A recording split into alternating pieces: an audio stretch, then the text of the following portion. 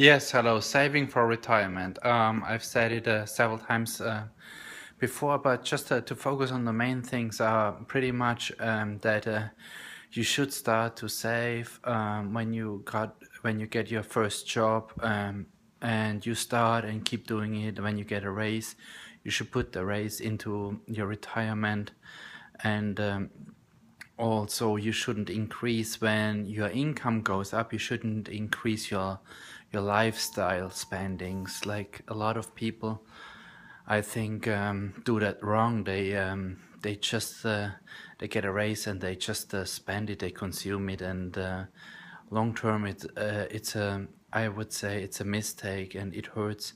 And so if you do that, if you constantly save like on a monthly basis into the stock market or an index fund or whatever, and you could be ready in 20 or 30 years for retirement. It's pretty much it's possible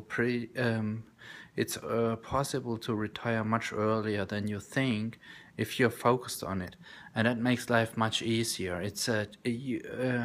So because you have later on so many options, you can decide if you want to work part-time, you can travel, or you can spend the money later on however you want to do it. Of course you should enjoy life, and you shouldn't be too crazy about the saving stuff, but you should consume, of course, but it's a balancing act, and it's all about to be grounded and to be pretty much frugal, and to enjoy life and to have fun, of course, and do your hobbies and so on, and travel and do sports and be healthy. And then, but you still should look at those saving rates, and you should invest, and if you balance it out, I mean, it can be so wonderful. It gives you so many options, because 20, 30 years later on, if you don't spend on a huge home, if you don't buy all these crazy cars, all these crazy bags, all these Gucci and Chanel and how you call that stuff, and if you don't waste it from early on, you have later on so many options. And so then comes retirement. Let's say you retire, you have a nice nest egg, you don't need $1 million, it's not necessary, because you also get Social Security, so the government retirement system. And later on you have all these options, and goal should be not to eat up your assets, not to dig into those assets, rather just live from dividends, passive income. Like if you have rented out of a home, or you have maybe rented out an apartment at the beach, or whatever you have, all these passive incomes you should use, plus your Social Security, plus a pension or whatever you have, and keep your assets even when you retire, because people sometimes they start to spend and eat up their assets, and they run out of money when they are like 75 or 80 years old.